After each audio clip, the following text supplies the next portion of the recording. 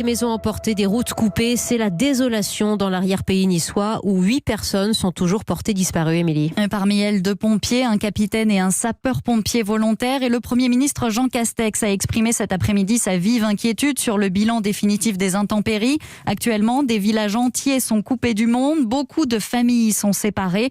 Ceux qui travaillaient sur Nice hier n'ont pas eu le temps de rentrer avant la fermeture des routes. On imagine leur détresse, Stéphane Frangy. Oui, avec à la clé de l'impatience, de l'inquiétude. Exemple avec Thierry qui est bloqué dans la vallée depuis hier. Il habite en altitude et il reste sans nouvelles de sa famille. On dirait que le réseau téléphonique, il y a une antenne qui a dû tomber depuis 16 heures. Hier, j'ai toujours pas de nouvelles, que ce soit internet ou réseau téléphonique, rien ne passe, donc je ne sais pas.